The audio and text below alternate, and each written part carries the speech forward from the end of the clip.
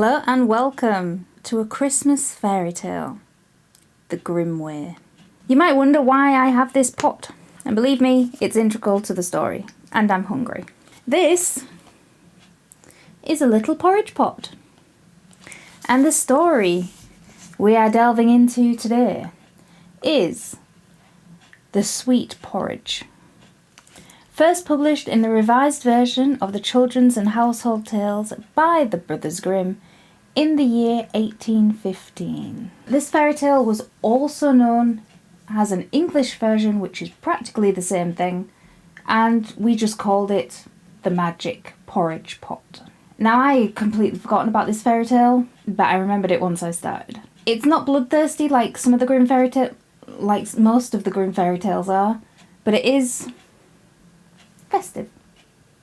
And festive is what we're going for. So, let's dive in. Now, this begins with the classic Once Upon a Time. And once upon a time, a good and pious girl was living alone with her poor mother. They're always poor. And, of course, there came a year when times were really tough. No food was growing, they couldn't eat, they were on the verge of starving. Everything they had, they were using to try to sell to feed themselves. Now, when the food had completely run out and there was nothing more to sell, it was life or death.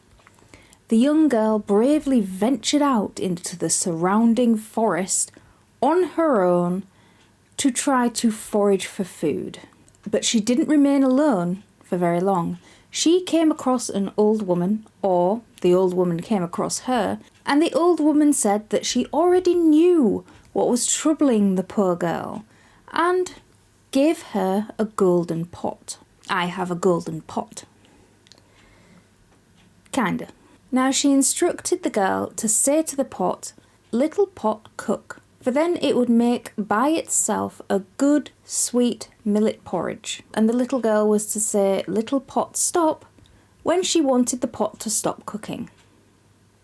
Simple, right? Now, I will put in that do not go into the forest and accept strange things from old women roaming around in the woods. It never usually ends well. Now, the young girl promptly took the pot home to her mother, told her what the old woman had said, and it put an end to their poverty and hunger, for they, with this little pot, were never hungry again. And from then on, they ate sweet porridge whenever they wanted.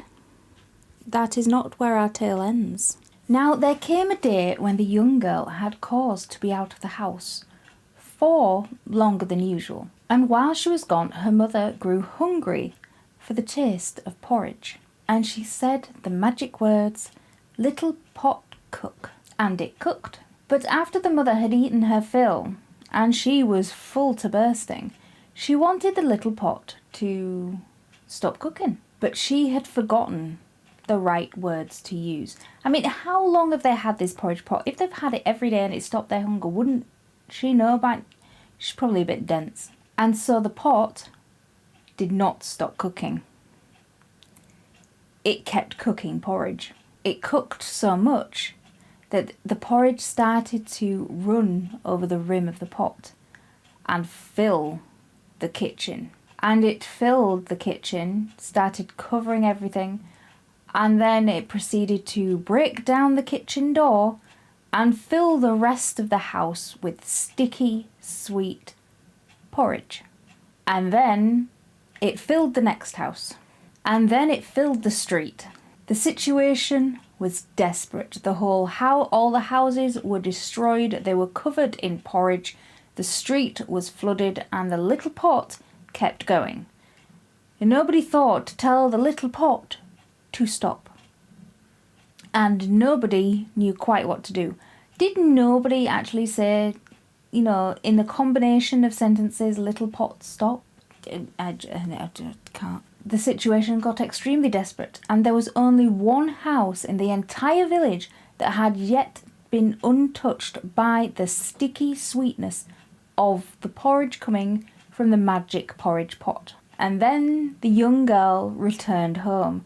Now, can you imagine what was going through her head if she crests over the hill and sees this porridge carnage down below in her home village and thinking, what the hell? Because the houses were covered in porridge, they were flooded with it, the streets were running with it, and everybody was sort of huddled together trying to stay out of it, but must have been absolutely everywhere. And she merely said, all the chaos, all the carnage, everybody shouting, nobody knowing what to do, everybody losing their minds. This little girl just comes home and says, little pot, stop. And the little pot stopped. Shocking. However, if the villagers wanted to return to their now porridge-filled homes, they would have to eat their way through it. And I don't know if anybody knows what porridge is like. Once it's cooled, it sets like concrete, and they had to get through. Why they had to eat it, I don't know. They could have just shoveled it out. But if they wanted to return home in the story, they had to eat their way back through rapidly cooling porridge that's also infused with all the grass, gravel, dirt, whatever was on the street at the time, probably including horse crap, had to eat their way through to their homes, and then to get in their homes had to eat the porridge in the home to get it to some semblance of normality. Can you imagine what everything would be like? All my books would be destroyed. Oh no. Can you imagine what it would be like if absolutely everything was covered in porridge? Sticky, congealing, concrete-like oats for your pleasure. Are you hungry now?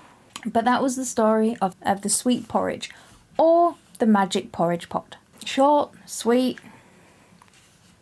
tasty. Little pot cook. Worth a try.